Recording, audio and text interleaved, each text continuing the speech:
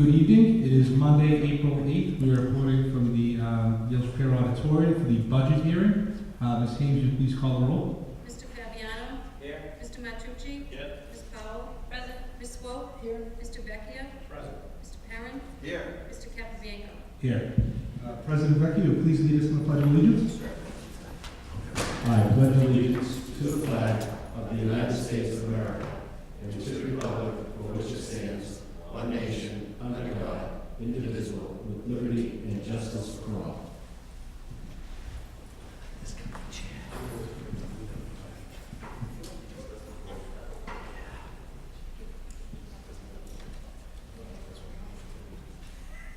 And I'll now hand the microphone to Superintendent Howard to open up the public hearing on the FY20 budget. Thank you. So tonight is our hearing on the budget for the public as well as for the committee. I want to thank the committee as well as the subcommittee for spending large amounts of time with myself and the leadership team. Thank the leadership team who's here for helping build the budget for the school department. So this is our proposed budget. I wanted to give you a little information on how we have started the process this year. We took our district strategy that we spent a great deal of time, over a year, building and putting into place. And we took that strategy and began to build the budget from the ground up, which is a little bit of a different approach than we have taken in the past. We took a look at the district strategy, which is tied to my goals as a superintendent. It's also tied to the administrator and all of our educator goals. It's tied to our school improvement plan, and that allowed us to develop the proposed budget. Our system-wide strategic goals were one of the driving forces behind the development of the budget. Number one goal, which is high quality, rigorous instruction and curriculum alignment. Goal number two, teaching all of our students in a safe and welcoming environment. And goal number three, professional culture and community engagement. Each one of these goals has priorities and action steps in our buildings. What I thought was important to share as part of this budget is what would be a level service budget for our school district. Last year's budget, FY19 budget, is a budget of $20,287,532. It's important to note that that also included the money that the town allotted us to add a new kindergarten classroom, staff, ESP, and materials and supplies. An FY20 level service budget, which would be salaries and contractual obligations that we have for our salaries and for other contracts for expenses, would be $21,688,382. That would be an increase of $1,400,850. Again, that would be a level service budget only, not adding any of the things that the district and the leadership team has identified as needs for our school district moving forward. It's important to see the difference between a level service budget and a needs-based budget so that you can see why we're asking for not a level service budget. So again, the level service budget would not allow us or reflect any additional positions, no additional programs or curriculum additions, no increase in technology, no increases to incorporate any new initiatives, and no athletic supplies or extracurricular programming or activities. This would strictly be a budget that would allow us to continue on as we are this year without anything additional except those contractual agreements in salaries and expenses that we have. So this budget was developed using a ground level approach, beginning with contractual obligations, which is staff and services, moving to the identification of the needs of each school building related to staffing, facility maintenance, technology, curriculum, and safety. The administration has included key stakeholders throughout this process and relied on the district strategy, school improvement plans, and the school department's goals as a guide to the final recommended budget.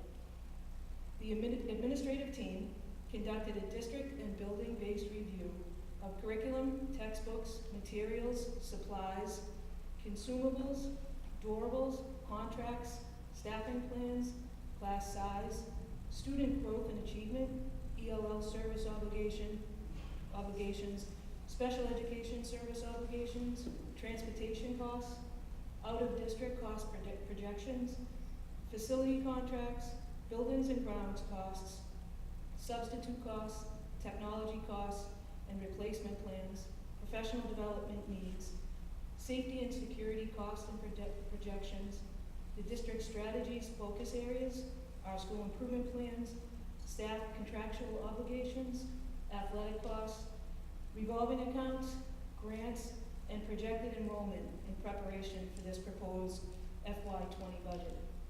Consideration for project needs including demographics, student profiles, and ESE initiatives have also been considered. This proposal is intended to maintain a high-quality education, co-curricular, and support programs for our students. The proposal continues our efforts to address not only student academic needs, but also their social emotional well-being, engagement in their own learning, state and federal requirements as measured by MCAS, and ongoing efforts to bring about program improvements and overall efficiencies. We are committed to fulfill our mission while striving to be good partners with our community, even during difficult financial times. I think it's important to know our budget approach because as I read off that long list of things that we have looked at, it to me is a clear reflection of the in-depth look the administrative team took at where we have been as a school department and where we want to go. I don't believe we left any stone unturned. It was an exhaustive practice. I apologize for the 85th time to my leadership team. However, like I said, it allowed us to look at every penny that has been spent in the district, how we spent it, why we spent it, and asking ourselves the question, do we need to continue to spend it that way or direct our funds in a different fashion? So our challenge for the school district is to continue the forward progress toward achieving our system's goals while responding to the increased social emotional needs of our students, servicing the increased population of ELL students, maintaining our new and older facilities, and preserving the class size, programs, and services that we have committed to and developed over the past several years. It's a relatively large challenge. So the recommended budget, as I said, based on all of the items that we've looked at, past expenses, present expenses, and projected expenses, those for salaries in areas of need, we are requesting a budget of $23,060,008. This is a $2,772,476,000 increase. I felt it necessary to break it down for you so that you could see the difference between what we're requesting in terms of salaries, which are in a needs-based budget, are contractual obligations that we already have, as well as an increase in staffing that we are asking for as part of the needs-based budget. I broke it down by school so that you could see the salary, and then I included in that what we were looking at. So I'm not going to go through every one. You can take a peek at it yourself. However, I'll give you an example. At the Arthur T. Cummings School, the salaries are $3.8 million, which is a $363,501 increase from 19 to 20. What is $363,501 reflective of? It would be 6.5 additional staff members, as well as contractual step and lane changes for our staff. In the slide after this, down through the presentation a little bit, I'll be able to break that down for you by building so you can see what those positions look like. Overall, in the needs-based budget, 26.3 positions and contractual and step and lane changes are what we are requesting. I think it's also important to remember that last year we had a low-level service budget when we opened up FY19, which included several cuts to the budget or reductions in service, and some of these are reflected of those things that we lost last year that we're asking to have put back into our budget, as well as new costs. So the budget is made up of salary and expenses. So in terms of the expense budget for FY '20, the total expense budget would be $4,434,768. That's a total increase of $761,859 from last year. Some examples of that, in looking at this chart, I'll pick on the Gorman Fort Banks at this point. So that expense line would be $515,810, and that's for new curriculum, contracts, technology, and it's an increase of $72,000. And as you can see, each school looks a little bit different. Central office would be central office staff, superintendent's office, where our business office is also located.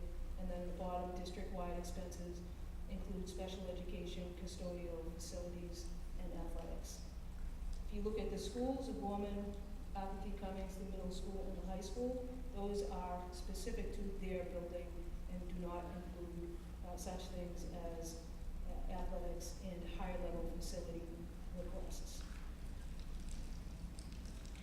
So if you saw in the first slide, for teaching staff for Winthrop High School, we are looking for one full-time co-teacher in special education, ESP, a math teacher. So those are the three staffing issues, and then additional curriculum and technology. For those folks who are on the subcommittee, the details, there's a lot more detail in what those actual items are, and certainly we can go into that if there are questions. For the middle school, we're looking for 2 social studies teachers, certified social studies teachers, one for grade 7 and one for grade 8. A physical education SEL teacher, so that's social emotional learning. That would be a phys ed teacher who would teach phys ed part-time and SEL part-time. A .5 adjustment counselor to add to our therapeutic classroom. 3 educational classroom support staff. A .4 math coach, .4 ELA coach. A .5 secretary, bringing the current secretarial staff from 1.5 to 2. Additional and new curriculum and technology, as well as stipends for some added stipended positions to support our students for PBIS, Drama Club, and SST. On to the Cummings School. The needs of the Cummings School are reflective of adding a special ed teacher for one of our classrooms for students with autism. That classroom would also require an ESP to be added to that. Adding a .5 adjustment counselor, bringing our adjustment counselors from 1 to 1.5. 3 RTI staff, which is response to intervention staff. Those are the staff members that go into the classroom working with our students who are struggling in academic areas and require some additional support. 1 third grade teacher. Right now we have 7 teachers in grade 4 and 5, and we have 6 teachers in grade 3, and that was a result of a reduction last year. And again, additional in new curriculum and technology, and additional copy machines for the school on each floor. The Gorman Fort Bank School, the requests are for a special education teacher and an ESP for the social, emotional, and behavioral classroom for our younger students, an additional reading teacher, an additional ELL teacher to meet the rising needs of our ELL population, a math coordinator to help support our new math programs, 2 response to intervention staff members, 1 technology specialist to assist with all the integrated technology as well as the day-to-day technology, a custodian, which is the result of a cut quite a few years ago that had not been returned, and additional and new curriculum and technology. I highlighted some of the custodial needs, but not all. New maintenance costs. Miller Field is certainly something. We have our new facility going up on Miller Field that is going to need some attention in terms of materials and supplies for that field house. Additional building supplies, building-based supplies, not building anything else. We're looking at supplies, additional supplies for our buildings, and some new equipment costs. And I'll point some of those out in our potential capital planning. project. District technology needs. Middle and high school, the middle high school building authority, when we built this building, part of the contract allowed for our technology to be covered, Comcast and some other portions of our backup systems for technology were covered under the new school building plan for 3 years. That's over, and so we'll be picking up those costs moving forward. And so we embedded that into the budget. That's a new cost. Desktop replacement for teachers in classrooms. Although we do have a lot of technology, technology does not last forever, so we have been able to take a look at and itemize every bit of technology in the school district and have that put into a system with retrofit and a turnaround plan, so that as the systems wear out and as the technology becomes older, we have the ability to replace those systems. And of course, this is going to shut off on me. Come on. I'm hoping and praying to get it back.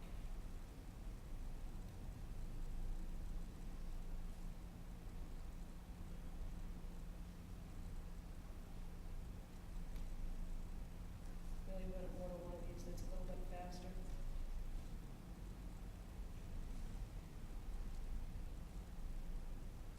So being able to replace our systems that are aging, or classroom computers that are aging, we are now on a technology plan which gives us dates that we need to replace each one of those. And so we have an outline for that. We also have a list, and we have quotes for each one of those machines that we need. Chromebook replacement, we have committed to one-to-one Chromebooks at the high school level. Chromebooks don't last very long. They last a couple of years. However, some of them, parents have insurance plans on them, and we are able to fix them. We also have a growing enrollment. We need to have Chromebooks for new students that come in, and also Chromebooks for students if their Chromebooks are down. All of our assessments are done on the internet, and so we need to have them up and ready for all of our schools. We've had a request at each one of the buildings for an increase. We are not one-to-one district-wide. However, we are moving in that direction based on the amount of time that we use them and the curriculum that we're investing in, much of which is technologically based. Projector replacements and maintenance. Projectors, some of us may think they're a thing of the past. However, at our elementary schools, our teachers rely on them heavily. They still are used in many buildings in the Commonwealth. We have many that are aging, broken, have dim bulbs that can't be replaced, and if they could be replaced, we would do that. However, that's not the position we're in. We did a complete inventory of all of the machines in the entire school district and have prices to either replace or repair each one of those, and so that is included in the needs-based budget. For athletics, transportation is in the budget. It is in the level service budget. There may be a slight increase in the needs budget depending upon whether or not we're able to secure an extra van, and that is also included in our capital request. We're looking for some line items for supplies and maintenance of current equipment, as well as uniform replacement. We are very fortunate to have outside partners such as Viking Pride and some other partners that have been very willing to help us keep our students looking good. However, we certainly need to plan for that if we're not able to secure that money day to day. So then we spent a lot of time looking at potential capital requests. We didn't have a capital plan in place that was memorialized, and so we have taken that on very seriously, meeting with custodial staff and building level staff at larger projects, one-time projects. This is just an example of about 28 one-time projects that we have quotes for and an idea of what each one of those are going to cost. This is a few of them: van for athletics, projectors for the elementary schools, desktop and Chromebook. These are all things that, if in fact we do not receive a needs-based budget, we'll be looking at capital requests for. Some of the facility issues that we have: we need some HVAC repair at the Cummings School, elevator and stairs repair at the Cummings School, Gorman Fort Banks cafeteria floor replacement, ductless split unit in the nurse's office, back wall repair at the Gorman Fort Banks, and a snow machine for the Gorman Fort Banks, similar to the Bobcat. It's always important to note some of the things that you're doing at our level that oftentimes we keep quiet. We're getting better at telling people how good we are at some of the things we do. Building this budget, I feel as though the amount of time spent building it and the attention to detail has been above and beyond anything that I have seen. And that is a collective, collaborative effort where our principals and administrative team brought key stakeholders to the table, such as teachers, students, parents, and really looked at what do we need to continue to compete with other communities and stay on a level playing field. However, during all that time, we're working on inside, what can we do for efficiencies, aside from creating this bottom-up budget that's very reflective of our needs, what else can we continue to do to try to save some money within the district for those things that we would like to get. So we have done a residency policy review. We're making sure that all the students that attend Winthrop Public Schools live in the town of Winthrop. That has been a mind-boggling process, taking a lot of time, but certainly sending a message that we value the students that live in the town, we value students that need to move on because they don't live in the town. But class size is extremely important to us, as well as making sure our kids have the materials and supplies that they need. So we have taken a very strong hold on residency. Done a full charter and vocational school review, confirming that all the students that are listed as students that attend charter schools and vocational schools live in the community of Winthrop. We can't keep track of how the charter schools and vocational schools keep track of attendance, so we're sort of doing a double check just to make sure if someone made a mistake about where somebody lives, that we're able to help the state correct that. We reviewed all of our contracts and services district-wide for everything that we have, such as Xerox machines, technology, Blackboard Connect, contacted and asked for negotiations on all of those contracts moving forward to get a better rate, maybe a longer term, and have been quite successful in lowering the cost of those items. Capital improvement planning is something that has to be done so that we know what we have to do. We're very strongly committed to maintaining our facilities and having upkeep of each one of our buildings, and knowing what we're able to do and what we're not able to do, as long as, and also be able to completely communicate that to the town as a whole. Transportation review and contract revisions, whether it's special education transportation, homeless transportation, or our athletics transportation. We review those contracts, we bid them out, looking for the best possible prices.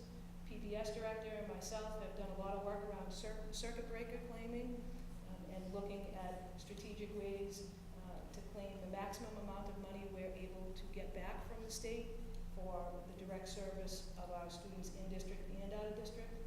We've done a strategic review and creative planning and substitute use. We've gotten pretty creative in covering our classes within the school, trying to save some money there. And the institution of a fellowship program with local colleges to be able to bring on board additional staff members who work within the school district and are able to provide a service to our school while they're attaining their master's degree in education. That allows for more bodies in our buildings who are trained people and who are committed and passionate about public education. Having that opportunity is work for our teachers because they have to supervise these staff members, but it is an amazing bang for the buck when it comes to the additional staff members being in the classrooms with our students, providing RTI, providing SEL training, SEL supports, providing ELL supports for our students at a very low cost to the local college. It also helps us recruit and retain people. We get a whole year of a fellow in our school district working with us and our students for 180 days, and at the end of that 180 days, they achieve their master's degree from the local college because they were able to do their supervised hours under us. And now if there's an opening in our school, we have the opportunity to hire somebody that, one, we know, two, we've seen work, and three, we can have a real strong sense of whether or not that person fits the culture of our school district. steps ahead of school spring when we do that, because we're not just picking random names from a website to interview. That has been a really, really good project for us, and the principals have been open to accepting the fellows, and we're going to continue that project for next year. Just a quick look at enrollment for those of you who can get geeky about this stuff, as I do. This is current enrollment as of April 1st. Our enrollment is going up. We have more students this year than we had last year. Each month it changes. Every report I do other than this is reflective of the October 1 data. And the reason I do October 1 is because that's what's on the Department of Education's website. They look at us on October 1st, and they don't change their numbers again until the end of the school year. That's nice if you want consistency of apples to apples when you're comparing certain things. It's not apples to apples when we're looking at what we're going to be doing with our students next year. Because this October, the October 1 report was 1,988 students off the top of my head.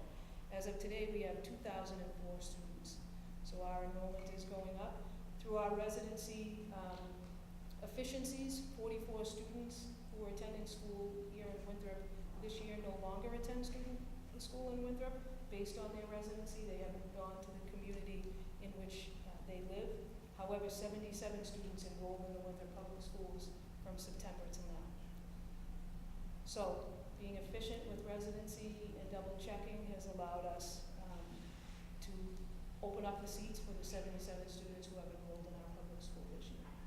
It's a testament to the programs that we offer and the staff that we have, that students, we're having more students and we're getting more students, but more students require more Chromebooks, require classroom size, additional teachers, and additional supports across the board. So although I went through that very quickly, the school committee has had the opportunity to hear this and see this a number of times. The administrative staff is probably really sick of hearing me talk about the budget and pushing back to ask why do we need these things?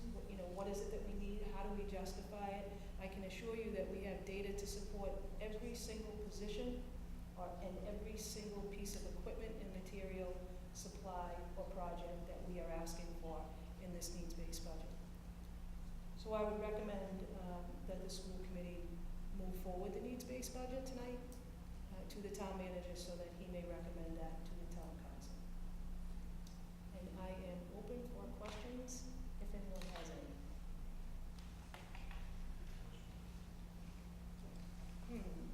Either I did a really good job or everyone's sleeping. I actually do have a question, and I want to acknowledge and thank the administrators for being here, the principals of all of our schools. We appreciate your presence. Lisa, can you elaborate a little bit? There's a lot of positions that you're asking for. Can you elaborate a little bit on what that could mean for the schools and for the students? Sure.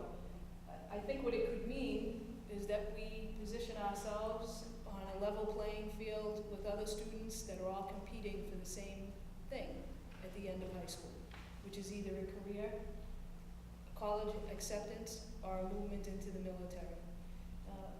Different school districts offer different things. This school district has been at a level service or beneath level service budget from my review of past budgets for several years.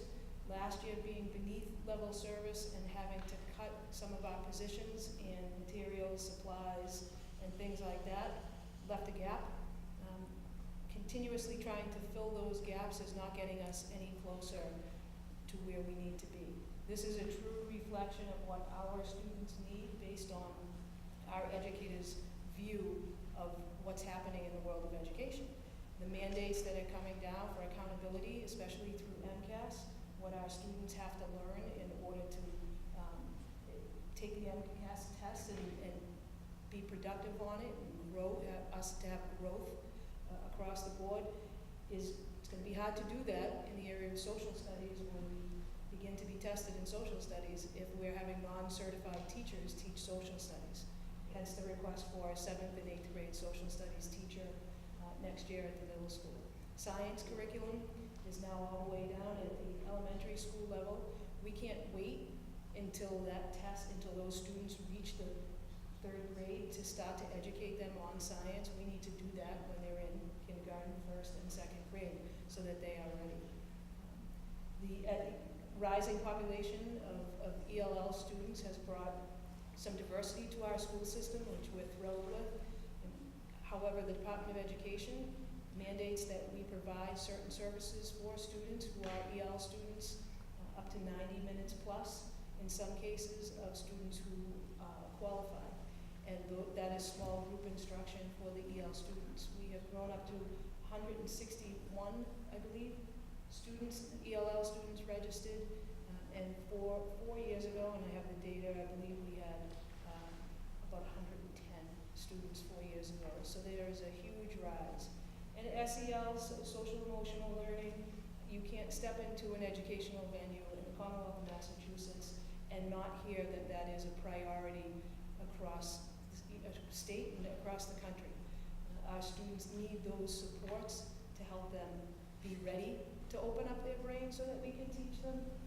So the social emotional supports that we're looking for certainly is nothing new. We've asked for that for several years in a row. And we're going to continue to ask for it until we feel as though we have a sufficient amount of staff to meet our students' needs. Ms. Swope had a question. Lisa, I think I raised this before, but on that, on a level service budget, this would mean that we would only be spending $10,822.25 per student, which from what I have seen in other districts is extremely low. I don't know if you would care to comment on that, but. So I would agree with that. I would agree that, the per pupil expenditure is, certainly and obviously reflective of your total budget and the total amount of students that you have. So I would agree with that. Level service budget, I haven't done the actual per pupil expenditure. There's a lot that goes into per pupil expenditure, so it's not sort of just this quick formula of division. But I would say you would be pretty close. I would say closer to 11,000, 12,000, and I think you said, what did you say, 10? Yeah, it's 10.8, but even if we were to get our needs budget, that's only 11,506, which is, I guess I'm pointing out that that's certainly not extravagant, given all the data that I see from other districts. I would It's not as agree. if you're asking for something that is out of line. I don't think it's out of line, but I think years of not being in line makes it look out of line. So if you're under, when I say underfunded, I say it with all due respect. When we're only able to receive a certain amount of money based on the amount of money that the town has as a whole, if that continues year after year, it sort of becomes what people expect. Level service budget or just a little bit, you're lucky to get that. From our side of the table, in the world of education, we don't want a level service budget, and 5 or 6 years of a level service budget in a row puts you so far behind that, if you do get a little extra, you kind of feel excited about it, when in reality, you're still, 5 or 6 years behind. So, we're hopeful the Chapter 70 formula, foundation formula being revised may come our way and allow the town to be able to give us some additional money.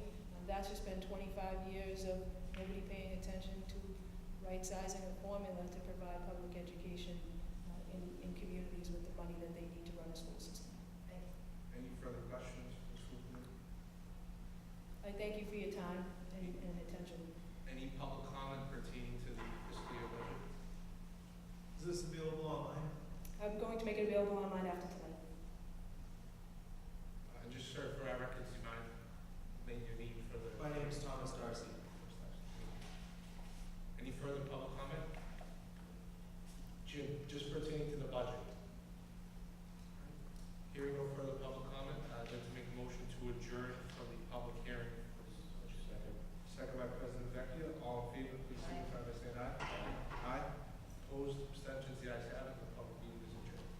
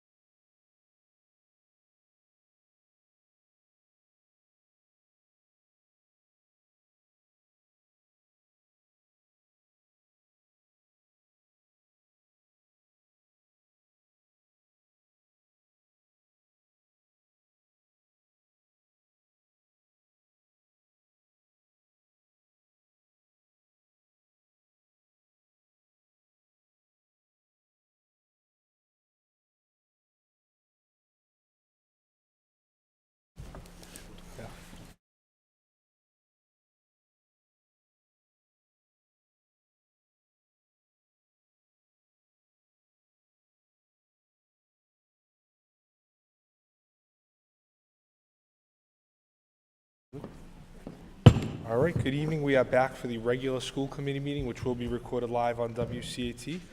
Ms. Hames, you please call the roll. Mr. Fabiano? Mr. Matucci? Ms. Powell? Present. Ms. Swope? Mr. Vecchia? Mr. Perrin? Mr. Capabianco? Present. Do we have any delegates and visitors this evening, Ms. Howard? We do not. Do not. All right. Any public comment this evening? Public comment. Mr. Liederman, you got 2 minutes. Be quick.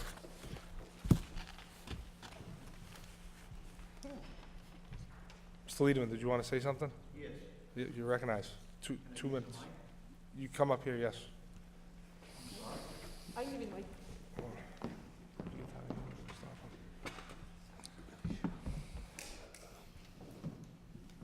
Thank you, Ms. Howard. Members of the school committee, my name is James Liederman. I've been a member of, resident of Winthrop for approximately 70 years. I have just a couple of comments to 2 members of the school committee, but I'd also like to compliment, unfortunately, Mr. Crombie and Mr. Curley have left the building. But on behalf of my committee, which is the Winthrop High School Athletic Hall of Fame, we held a Hall of Fame right here in this auditorium on October 21st. We had 295 attended. We inducted 11 new members of the Hall of Fame. This was our 14th Hall of Fame. Ms. Howard holds the distinction of being a 2-time inducted in the Hall of Fame. So congratulations to you. Now, I represent the Hall of Fame, and on behalf of my committee, I want to thank Mr. Crombie and Mr. Curley. Their support was incredible. It was just a beautiful evening in this auditorium for the second time. Through you, Mr. Capabianco, may I address Mr. Matucci and Mr. Vecchia? You may address the entire committee, but you only have another minute, Mr. Liederman. Okay. Just a quick question, Mr. Vecchia. What is the status of Miller Field? What do we got? When it'll be, the field house will be open, and just a quick status. We hope to have it open in September. Fantastic, that's great news. For you, Mr. Matucci, my question is to you pertaining to the status of the tennis courts, which my committee, the Save Miller Field Committee, can you give me an update and the progress, and will there be a new Wallace B. McLean tennis court? Hey, Jim, I might remind you, this is public comment, not public questions, but it's up to Mr. Matucci. I don't have an answer to that right now, but there is a Winthrop Foundation that's been established, and there is some money coming in from Massport, and hopefully at that time we can see if any of that money can be used to do the tennis courts. That's great news. Tino, thank you very much. And let me congratulate the committee, you're doing a great job, especially that football field, unbelievable. I went to a lacrosse game the other day. It's the pride of this community. Thanks a million. Thank you, Mr. Liederman. Any further public comment? All right. Moving on, do I have a motion to approve the minutes of the March 25th, 2019 meeting? So moved by President Vecchia, seconded by Ms. Swope. Any discussion on the motion? All in favor, please signify by saying aye. Aye. Opposed? Abstentions? The ayes have it, and the motion is adopted. Moving on to financial and business procedures, we do have a few warrants and payroll warrants this evening. The first warrant is SVW 19, the amount of $106,000, $106,803.80. Do I have a motion to approve the warrant? Motion by Mr. Matucci, second by President Vecchia. All in favor, please signify by saying aye. Aye. Opposed? Abstentions? The ayes have it. The motion is adopted. We do have 2 payroll warrants. Warrant SPW 19-15, the amount of $693,890.54, and warrant SPW 19-16, the amount of $693,857.44. Do I have a motion to approve both payroll warrants? Motion by President Vecchia, second by Ms. Swope. All in favor, please signify by saying aye. Aye. Opposed? Abstentions? The ayes have it, and the motion is adopted. We do not have any building and grounds reports. But subcommittee reports, Mr. Fabiano, the athletic subcommittee and the athletic subcommittee and the buildings and grounds committee. Buildings and grounds first, real quickly. At our last school committee meeting, it was presented to us that the Fioretti family wanted to put up a memorial bench at Miller Field. It was sent back to us at the buildings and grounds, so we discussed it. And we were very in favor of giving this family the opportunity to have a bench down in Miller Field, so we took a motion to approve the bench on Miller Field for Rita and Frank Fioretti. But we also want to make sure that we check with the Memorial Committee and get the okay from them as well. And if we get the okay from them, we'd like to bring it back to the full committee and take a vote on the full committee as soon as possible. So that was the motion. It was a 3-0 in favor of. So that was the only thing we discussed at the buildings and grounds. Then the athletic subcommittee, we discussed 3 things. The first was we discussed the possibility of a new fee structure down in Miller Field. At this time, Miller Field, if you were to rent it for the full day, it would cost you $400 plus the additional fees. Well, the main change would be instead of it being $400, it would be a $100 fee, and then the other fees, which already exist, $35 an hour for the site administrator and $35 for the custodian, and then some of the other fees would be part of the whole package now, where if you were to rent it today, you would have to pay extra for the press box and the scoreboard and things like that. So it kind of consolidates everything, makes it a little more reasonable for a youth group to be able to rent it. For instance, if you were to rent it for 8 hours today, it would be close to $1,000. The new fee structure would be more about $660. So we felt that was the right way to go. We did change one thing. We wanted to put in a $500 deposit, a safety deposit for them using the press box, just to make sure that they understand that they have to take care of that press box and things inside of it, just as a way of say, okay, we'll take that $500 deposit, you're responsible, okay? So those would be the 2 main changes. It would go from $400 for the rental of the field down to $100. The other fees would stay the same, $35 for site administrator and $35 custodian, and then the $500 deductible. So we made a motion to accept that, 3-0 in favor of. Do you want to discuss each one individually, Chairman, or all 3 together? Can I ask Sure. a couple of questions? The site administrator, do they take care, let's say you're gonna let them use the press box, okay? They have complete knowledge of all the electronics up there, if they wanna use the scoreboard, if they wanna use the microphones? The site administrator does, and the site administrator will teach the individual who is gonna be inside the press box. They get that information ahead of time of who the individual is that they're gonna have up there. So most likely, it's gonna be somebody that's gonna be there again and again, which makes it easier, but if it's just their first time and it's only one time, the site administrator will be there to show them how to use everything. And the site administrator is there as well, so if he has to stay up there a little bit more, he will as well. Good. Looking down the road, what about the field house? Are you gonna include the field house at some point? Yes, we want to wait until that's done and then include that. We discussed it a little bit back and forth. My opinion on it was that was one area where I wouldn't feel bad if we charged a small fee for that, because they would make money off that, utilizing that. But if we didn't, that would be fine too. But it's something we want to wait until the field house is ready. Okay, thank you. Any other questions about?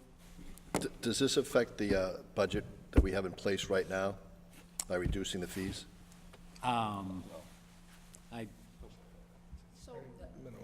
Oh, excuse me, and this would take effect at the end of this year. Yeah, so the next We fiscal would year. continue this for this full year, and then it would take effect at the end, so fiscal year July 20. 1st. It'll start. FY '20, July 1st. So I think we'd have a better assessment of it at that point.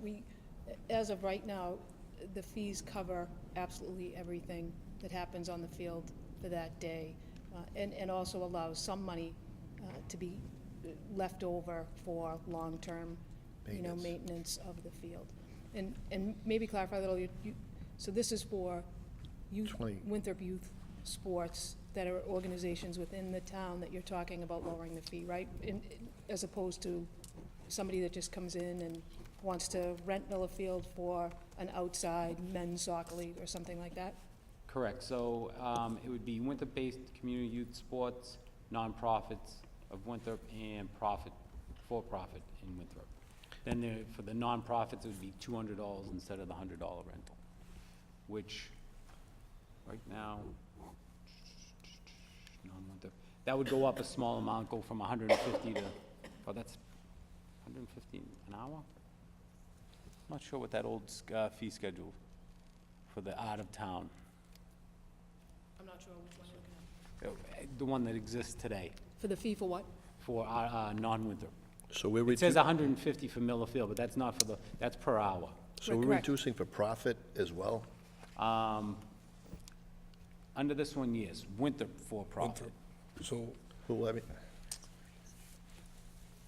I'm trying to understand, so I kind of understand the nonprofit provision there, but when you're reducing the cost, that's bringing in money that's gonna maintain the field, you know, I don't feel right about reducing the cost for-profit corporations or for-profit endeavors.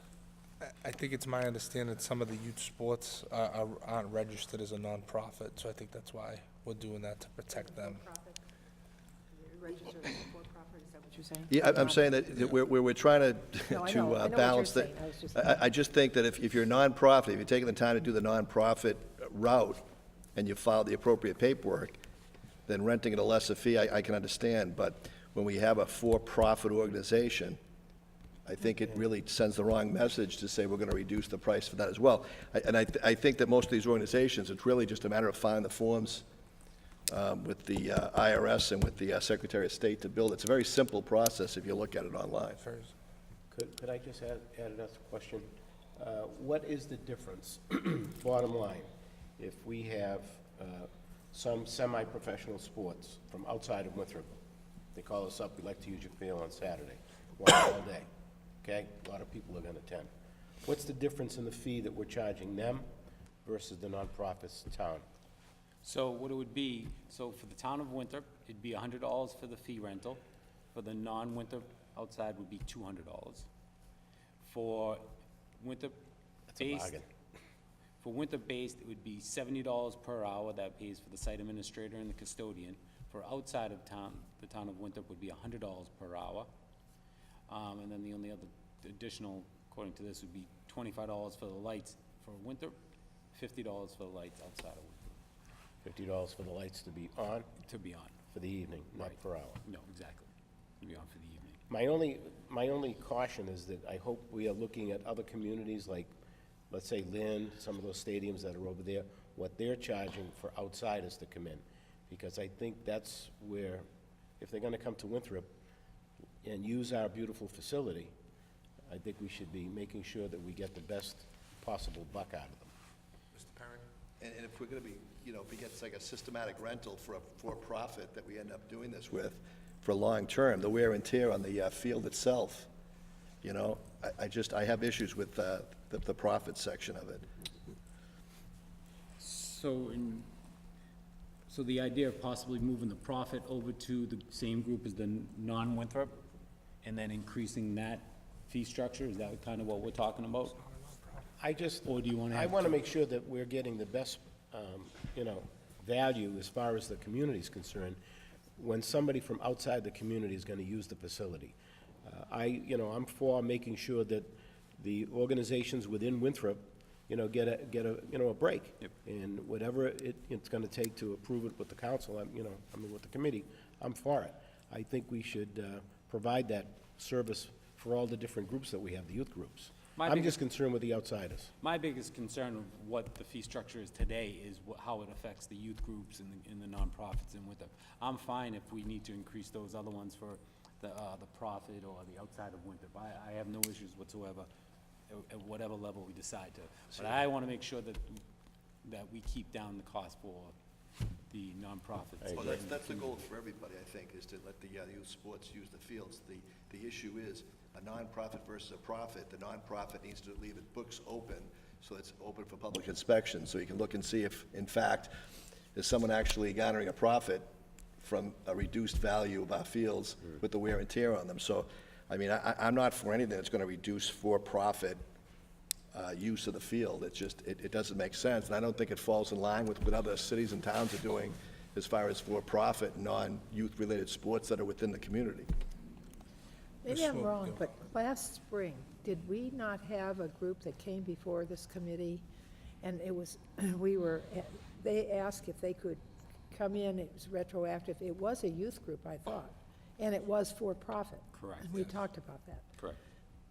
So how many of our youth groups are for-profit? I don't know that answer. I don't know off the top of my head. I was very surprised that one of them was for profit. Football is. Yes.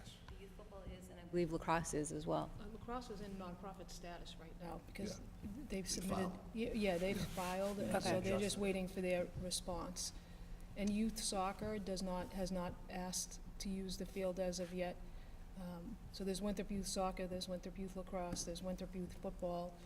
Clearly, Winthrop Youth Hockey, it's hard to skate on turf, so they're not gonna use it.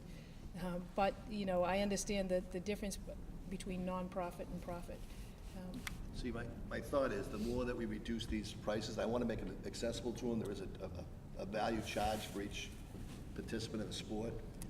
Every dollar that we bring in for these profit or even nonprofit reduces the maintenance cost and builds a revolving account that will maintain the field for the long term. You know, Mr. Liederman just gave a very big thumbs up to how the field looks right now. I want to see it that way in 20 years from now, that we're building up, and we've promised a maintenance schedule, we've promised all these things, but the more we reduce, I just want to make sure that we're in line with what other cities and towns are doing for cost, and that we're looking at it profit versus nonprofit, and that we're not undercutting ourselves for long-term for the use for the district. So, we made the motion for it to take effect July 1st anyway, so we have some time to play with this. Could we make a motion that we accept, no, because we want to change the profit part of it anyway, so we have to, Ms. Powell had a comment. oh, sorry. Yeah, I had a question. Have we had requests from out-of-town groups that want to use the field? We did initially have something from Harvard, wanting to do a Harvard football program. However, our fee, this was last year, our fee structure wasn't quite set up yet, and we were just in the beginning stages, so they're planning they had to use someplace else. But, you know, there aren't a lot of communities around us that, in which the school district is running and the person that owns the field. So in cities like Revere and Everett, it's city-run. So the prices are extremely different. So we looked out at Masco, Georgetown. I have Vasily, who's done a lot of the work along with Matt Serino in looking. That's where we came up with the first set of fees, was looking at those other towns that had a similar field use and ownership of the field, to see how does that work? How much money should you be collecting? Where should you be putting, you know, that money towards, nonprofits versus profits, for-profit organizations? But we have not had, to my knowledge, Patty, any requests outside as of yet. We use the field. As of right now, we're having some struggle accessing some of the other fields in the community, having some struggle with a response for scheduling of our teams for practices. So we're using Miller Field more in the past month than we anticipated. So we're trying to squeeze, you know, youth lacrosse right now is the biggest renter from us, and they're there all day long on Sundays and some Saturdays and a few Friday nights. And it's packed with other folks that are coming in from all over the place. This past week we played Swampscott and I believe Newburyport. So lots of activity down there. We're hoping other people see the field and do ask us to rent it. But as of right now, it's just been our own in-town teams that have been asking to utilize the field. Mr. Vecchia. Just one additional comment. You know, when we were, you know, talking about building a new field, we talked about that it was going to be accessible for the community to use. I think maybe we should be looking at this more not as a profit, nonprofit, but as a, you know, a youth activity that's Winthrop-based versus an outside entity, instead of looking at it a profit, nonprofit within the community. That's just a suggestion. So we could maybe make it a Change youth the wording. for-profit could stay in this column, but anything outside of a youth profit would move to the non-Winthrop column? I don't something even to that know if effect? we need to mention profit or nonprofit, just Winthrop Youth Sports. Yeah.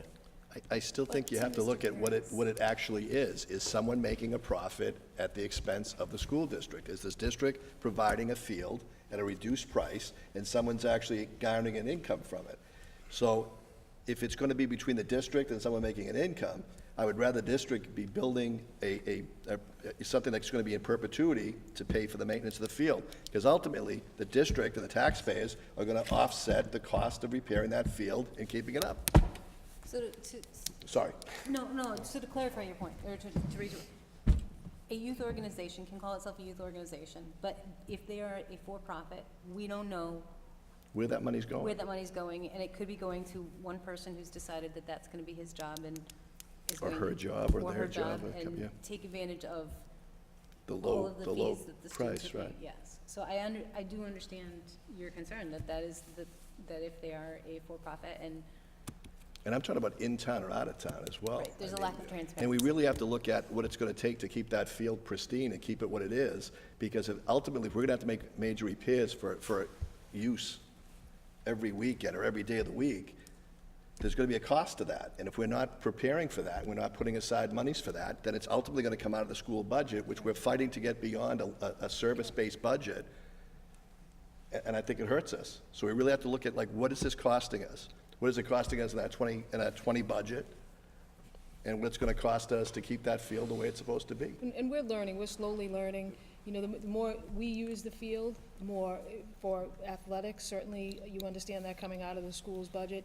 The more we rent it out, there's a lot that is involved in painting of that field.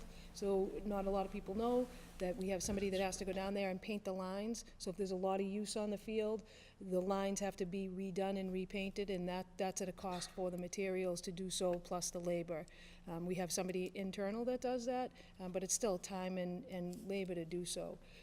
Do we have numbers that show what other communities are doing with community-based sports groups? So I do, yes. I'd just like to see them for my Yeah, own certainly, we can edification. get you from our initial look when we were first building, you know, the first set of fee structures. We looked at, I think, 6 or 7 different communities. The athletic director was able to get that information. And again, some are run by the city, like the city of Revere or the city of Everett, and then some are run by the school district itself, like Masco, Georgetown, and a few others. So It would just I be nice believe to we see have those, that. those dollar figures, like what We it's had worth. that last We've year, we looked got at that it. information, so I'm sure we can get Yeah. that from Matt again, he has it. Revere is $90 per hour just for Del Russo. We can't compare it to Revere. But here's Why the problem, can't we that's where compare? cost wants to go if we can't provide Right. to the field, so. All right, if I may, we've discussed this a number of times in subcommittee, we've gone over what other towns pay, we'll be happy to get those lists. I think the determination that the subcommittee found, in talking to folks in the communities, that our fees as structured right now are too high. In my opinion, speaking for myself, I think that the taxpayers voted for a debt exclusion. A number of those folks that supported this are the ones whose children and future children are using this field. And it's just too much of a burden on those families that are using this. So they've come to us with those concerns, and I think we need to do what we can to lower the cost. That's my But opinion. I don't see the cost of the sport going down to commensurate what's gonna save on the field. Ultimately, again, we're gonna be back paying for the fields. And believe me, I want the Yeah, no, youth of our absolutely. town to use our Absolutely. fields, but we have to look at this like from 30,000 feet, because ultimately, we're gonna be paying for the repairs to that field over time. Yeah. And if we're not putting away This- side money, This money that we're gonna collect for this is not gonna pay for that future Yeah. replacement of turf. It's gonna pay for the paint, the labor, and that stuff. So that's where we need to make sure that we're collecting enough for that stuff, but the amount of money that we're gonna collect is not gonna pay for the future turf or whatever that may on what be. schedule are you basing that on? If you rented it every day, and it's not gonna add up. But every dollar that we take to reduce is a dollar that we're gonna have to take out of our ultimate budget for education. So I'm trying to say that, you know, it's great that we're trying to reduce this cost, but there's a cost to that, and it's a cost to our budget, and there's a cost to it, so we have to really look at it. I want to see numbers before I vote on something like that. Jim, Mr. Matucci. why don't we try to take another look at this at another meeting? Okay. We'll Another bring it back. subcommittee, we'll bring it back. We'll bring it back. Get We'll- some more comparisons and, see Just what we. try to get me any questions you have, and then I can bring it to Silly and to Matt and kind of go back and forth with that. Okay, so I'd just like to have this squared away by the April 22nd meeting. If that's all. What? What are we gonna move that We're fast? planning on July Yeah, 1st. Nothing's gonna change. I know, but a lot Date. of information's gonna go out to the community, public hours coming out there. I mean, it's something I think we spent a lot of time on. I think too much time, and I understand your concern. It's a big thing, and I think we've made a lot of investment in the maintenance plan. That's why we hired facilities a site maintenance person, and the athletic director sent us, I'd say, 6 or 7 towns, from Newburyport, Gloucester, Masco, I think Swampscott, and so forth. So And we're in line with that? we were too high. We were higher than them.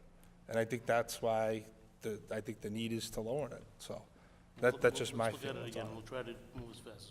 We'll try to get some more specific information, kind of. But we'll take that stuff into consideration, that we want the profit, we Yeah, might the want to move profit- over the the other profit's side. the big thing I for me. agree with that side, and even the non-winter, there's no reason why we can't have a bigger number there. I have no problem with that. And even if it's just changing the wording around. There are no, As of right now, just for clarity, there are no public hours on the table as of right now. even for the summer coming up? Community use hours. I've not heard from Parks and Rec or anyone to request that. And last open year, field, though. there's quite a bit of planning that is involved in it. That hasn't been requested of the school district yet. They may want to reach out to us, and that's fine. Parks and Rec was the one that made the request last year and I operated. believe so, open through- with the We were all support in of, support of Yeah. I think we better make sure that we have some hours put aside. Yep. people are beginning to ask us, but Yeah. the school district does not have public hours as part of our management of that field right now. Last year, it was through Chief Delahanty had orchestrated some meetings and put them together, and there was some requests, and we worked with Parks and Rec to have Massport workers be trained to do some field management at no cost to the school department. So the next subject we talked about was middle school sports. We brought it to the last school committee meeting. You guys asked that if we got some more information with or expected numbers, the cost and everything. So Matt Serino got us some information. So once again, we're still discussing cross-country, outdoor track, and wrestling. Just, I don't know how I want to explain this to you exactly. So for cross-country, his expected cost per person would be $124 per person, assuming they had 38 students. And that would, and our cost, we were gonna charge the student, I forget what, 125, so that would keep it in line, it would pay for itself. Outdoor track, if they were to get 60 students, it would cost $122 per person. And then wrestling, it was going to be, if they had 15 students, it would cost $100 per person. Wrestling would be a club sport, it wouldn't be, there wouldn't be any travel costs or anything like that. Did you guys want the exact breakdown of how we got to that cost per person? No. So we took a vote on it and said, as long as we keep it at these 3 sports, and if they wanted to come back, if they wanted to expand it to any other sports, they'd have to come back to our committee to expand it, just to make sure that it doesn't get out of hand, that we're not doing too many sports, and we don't want to take away from youth sports, and then all of a sudden you can't get these numbers and you can't pay for it, and things like that. We don't want to create this and then have to cancel it a couple years down the road because we can't afford it. So that was the motion, it was 3 in favor, so we passed it on to the full committee to see what you guys think Yeah, so, for middle school sports. Motion. yeah, we have a motion by Mr. Parent, we have a second by Ms. Powell. Any discussion on the motion? I think this is a great idea. I know that we have a number of 8th graders who are working with the high school track team because they're so eager to get running. I think it's amazing to me that we can do this at no cost, extra cost, and I just think it's a tremendous opportunity, so. It's a win-win. Wholeheartedly Feeds our support other this. programs. This is something that I've been working on and eager to do since joining the school committee 3 years ago, even as I was running for the committee. So I'm really excited this is something that we could finally happen, and hopefully middle school sports will be back in September. Any further discussion? Ms. Hames, will you please call the roll on the motion? Yes, Mr. Fabiano? Yes. Mr. Matucci? Yes. Ms. Powell? Yes. Ms. Swope? Yes. Mr. Vecchia? Yes. Mr. Perrin? Yes. Mr. Capabianco? Yes, and the motion is unanimously adopted. Very excited to have middle school sports back next year. So then there was one more subject that we talked about, just athletic transportation. At our last meeting, we discussed the possibility of possibly going back to trying to find a way to run the transportation ourselves, whether it's purchasing vans or going back to Viking Pride to take the buses back and forth. We went over the numbers again. We went over some different concerns that we might have. As a committee, we decided, and the motion was to accept the Haley bid. We got a new superintendent, received a new bid from Haley. It was 3-0, accepting that bid and not going, changing the way we do athletic transportation. Some of the major concerns were safety. If we hired our own bus drivers, were they gonna be, you know, are they gonna have enough experience as bus drivers to put our kids in the buses with them? It was the savings enough to make that decision. And we felt that to have experienced bus drivers driving up and down the, North Shore, we're better off that route. I would like to make a motion to approve the 3-year contract with Healy. Second. Second by Mr. Matucci. Any discussion on the motion? Do they wanna know the numbers of the Haley, or, does anybody wanna see the contract from the Haley? So it's less expensive to stay with Healy? No. Nope. It won't be less, it would be less expensive if we ran it ourselves. To come up with an exact number is difficult. But with that being said, we would be putting inexperienced bus drivers behind the wheel You need the time, to possibly save some money, if we could get drivers right now. Yeah. if we could get That drivers. would be the big, Yeah. sorry. Correct. That would be Yeah. that's the big missing piece of the puzzle would be drivers. If we had drivers, then we'd be fine. It's a no-brainer to keep the buses. But it creates chaos. The problem is, if you don't have drivers, and we put a small number I agree, though. in there that did go back, what would be the percentage of trips that would not be, we wouldn't have drivers for? You'd have to plug in the Haley buses, which would charge you more at that time. It's probably about 25%. It could be more than that. We don't know. If it is more than that, then there is no savings. It might cost more to have our own buses. But the way that we do it, if you look at the actual mileage, the actual wait time, and all that, and if we had our own, yes, you would save, maybe, $5,000 or $10,000. If we had enough drivers to cover those routes. But and those- that's just that's based it. upon what we have in front of us. Yeah. The unknown are the drivers, how much the drivers are gonna cost, will they be available, do we have enough? And then have to sub Healy, it would definitely end up costing. The drivers have always been the problem. What's the extension for? How long was the extension for? 3 years. 3-year contract. Right? 3 years. 3-year contract. And we went back and forth. We're always trying to estimate numbers. I thought we'd save a little bit more money in different ways than Gus might have. But in the end, even thinking we'd save more money, in my gut, the final decision is, are we putting the kids in a safe situation? And in the end, And the chaos of not having coverage if we have our own drivers, or not enough drivers. correct. So, Yeah. Any further comment on the motion? Hearing none, Ms. Hames, will you please call the roll? Mr. Fabiano? yes. Mr. Matucci? Yes. Ms. Powell? Yes. Ms. Swope? Yes. Mr. Vecchia? Yes. Mr. Perrin? Yes. Mr. Capabianco? Yes. The motion is unanimously adopted. Mr. Fabiano, anything else to report? No, that's everything. Moving on to personnel.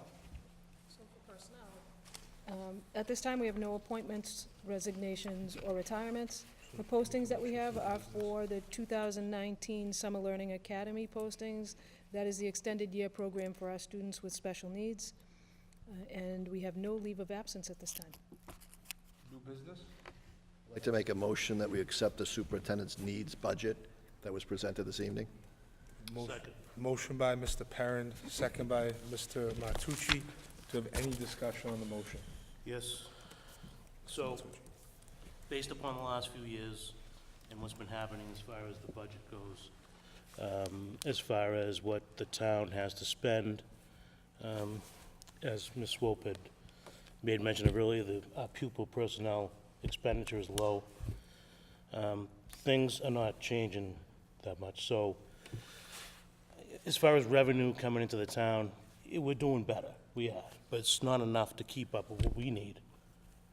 And I'm sure that the town manager's in total agreement with that, and the council. And it's not just the school department, it's all departments. You know, we spend less on our departments than most communities in comparable size. So this year here, it is what it is. Hopefully, we can get enough money to sustain what we have now. I'm not even sure that's going to happen because of, you know, their revenue projections. But going forward, and this, believe me, this is not like in a threatening manner, but I would say that we need to really take a look and see what's real. And I think we really, next year, need to think about some type of an override. I don't like the whole one lump sum override. I like a menu option. But it's something that this committee has to take a hard look at and maybe get behind, because if not, I don't really see too much of a change. Again, our numbers, our revenue figures are improving, but it's not enough to keep up with what our fixed costs are, our contractual obligations, like the superintendent pointed out in her presentation, which was fantastic, by the way. So I just think that we need to take a hard look at that and really maybe get behind something like that. So. Any further comments? I want to reiterate what I've said the last meeting, that this is a needs budget. It's not a wish list. And I want people who support the schools to understand and know what it is that we really need to be able to fulfill the goals the way that we want to. We do an excellent job with what we have, but this last year, we are under level services. Prior year, we were under level services. We can't sustain that. If we want to be able to move the system forward and keep up and continue and build on what we've already done. Any further comment? It's my hope that at the legislative level, the legislators support the foundation budget and the Promise Act so that it doesn't come to that, and hopefully that the town could work on creating revenue. Something happens with the middle school site, you know, hopefully in advance or any in advance of the suggestion that Mr. Matucci's had. But I want to thank Ms. Howard for her work on this budget and what the school did, and we're all doing what we can and trying to work within our budget. Any further discussion? Ms. Hames, you please call the roll. Yes, Mr. Fabiano? Yes. Mr. Matucci? Yes. Ms. Powell? Yes. Ms. Swope? Yes. Mr. Vecchia? Yes. Mr. Perrin? Yes. Mr. Capabianco? Yes, and the motion is adopted. Any further new business? Public comment? Hearing none. Public relations? Mr. President Vecchia? So, No. I want to congratulate our middle school students on a fantastic spring festival, both the student-led plays as well as the play that they're going to be taking to the competition. And that competition is going to be on April 27th at 4:30 p.m. in Linfield. If anybody wants to go see the show again, bring your tissues because you will cry. They did a great job with that. at this time, I'd like to make a motion to enter executive session to discuss strategy with respect to collective bargaining, and I anticipate that we will be adjourning from executive session. Do I have a second? Second. Second by Mr. Matucci. All in favor, please signify by saying aye. Aye. I'm sorry, roll call. Ms. Hames, please call the roll. Mr. Fabiano? Yes. Mr. Matucci? Yes. Ms. Powell? Yes. Ms. Swope? Mr. Vecchia? Yes. Mr. Perrin? Yes. Mr. Capabianco? Yes. The motion is adopted.